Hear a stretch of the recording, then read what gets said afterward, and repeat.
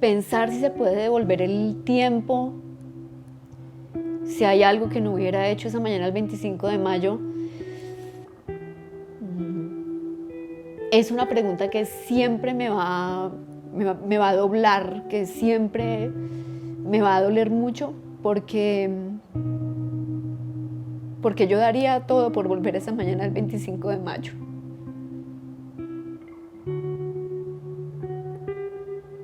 Obviamente lo cambiaría todo. Obviamente no iría a esa entrevista. Obviamente no hubiera estado parada ahí en la puerta de esa cárcel esa mañana. Pero el tiempo no se puede volver. Ya ocurrió. Yo lo que tengo que pensar es en el hoy y en el ahora. Es lo único que tengo, hoy y ahora. Esta es el águila que simboliza como el coraje. Es el premio mundial al coraje en el periodismo. Lo entregaron en el 2001. Yo empecé la investigación sobre el tema de tráfico de armas y tráfico de secuestrados, además venta y compra de secuestrados a finales del 97. En ese momento trabajaba en Alerta Bogotá de RCN Radio y estaba justo en esa investigación y Jorge Cardona, quien es hoy el editor general del Espectador, me invitó a que trabajara en la redacción del Espectador porque ahí ya se habían presentado algunas cosas, habían llegado ciertas amenazas a RCN, pero no sabíamos realmente qué era, porque yo manejaba muchos temas judiciales, entonces no sabíamos si era por la banda que robaba en Bogotá o era algo de delincuencia común. Hay una masacre en la cárcel Modelo el 27 de abril del año 2000. Un año antes exactamente, en medio de todas esas indagaciones, yo sufrí un atentado, casi matan a mi mamá y en ese momento como que decidimos parar, pero realmente ya no se podía parar. Todo lo que salía todos los días, todo el nexo con los paramilitares y lo que estaba ocurriendo al interior de la cárcel Modelo, el manejo que tenían los paramilitares de la cárcel, de una parte de la cárcel, pero también el manejo que tenían las FARC de la otra parte de la cárcel, pues eran informaciones que era imposible soltar, además estando en la sección judicial del periódico. Cuando viene la masacre el 27 de abril, creo que ese es el punto determinante, porque allí empezamos a hacer una serie de publicaciones sobre cómo era toda la corrupción dentro de la cárcel, pero además esa corrupción cómo estaba ligada con cosas que pasaban en otros lugares del país. Y lo que nos dimos cuenta era que la cárcel Modelo se había convertido en la oficina de los criminales. Desde allí se movían las llamadas, desde allí se negociaban los secuestrados, desde allí se hacían las transacciones para comprar el armamento. En el pabellón de alta seguridad de la cárcel, donde estaban Ángel Gaitán Maecha, Miguel Arroyave, que después se convirtió en uno de los grandes jefes paramilitares, pero era uno de los mayores narcotraficantes de Colombia, estaban sicarios ligados al asesinato de Jaime Garzón, de Álvaro Gómez, estaba Popeye, que además era como el secretario de los paramilitares allí. Entonces era como una oficina alterna de las Autodefensas Unidas de Colombia. Eso lo denunciamos y esas denuncias desencadenan las amenazas. Este premio es el Premio Internacional a la Mujer de Coraje. Lo recibí en el 7 de marzo del 2012 de manos de Hillary Clinton y Michelle Obama.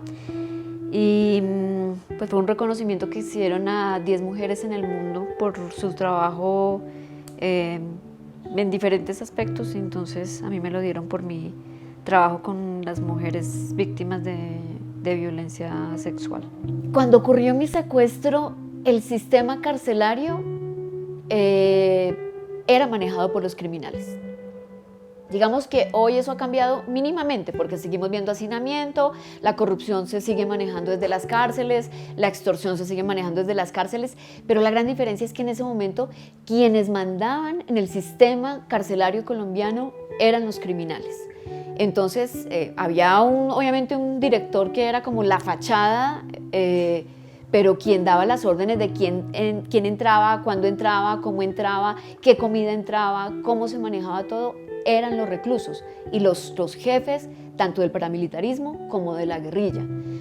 Entonces, en ese momento, lo que dijeron las autoridades es, no, sí, claro, es que el tema carcelario es muy complejo, ella para qué se fue sola, pues ella sabe los riesgos que hay en una cárcel, más o menos como que ella se lo buscó.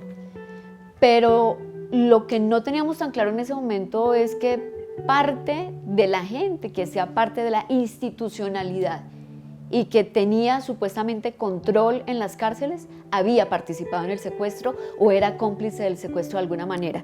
Los guardianes del IMPEC, tanto los que estaban ahí en la puerta de guardia como los que sabían que se iba a hacer el secuestro, los policías que estaban ese día en la puerta de la cárcel esperando las remisiones y que se dieron cuenta perfectamente de qué fue lo que ocurrió, quienes ordenaron el secuestro y quienes estaban encargados de hacer un operativo. Inmediatamente se supo de que yo estaba secuestrado, que estaba desaparecida.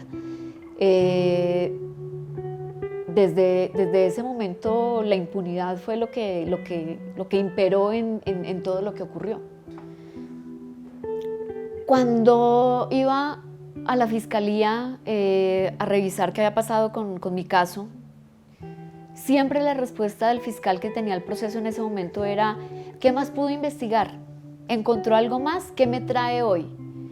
Y un día ya no pude más con eso. Un día perdí completamente la esperanza y me dije, yo misma estoy tratando de reconstruir mi violación, mi secuestro y la tortura, y yo misma voy a tener que buscar esa justicia, pero no hay nadie ni que me crea ni que me quiera respaldar.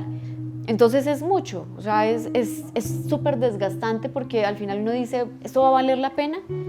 Pues con la decisión que tomó la CIDH de llevar mi caso a la Corte Interamericana, la respuesta es que sí vale la pena, porque ya no solamente es por mí, es abrir la puerta a la justicia a miles de mujeres y valió la pena.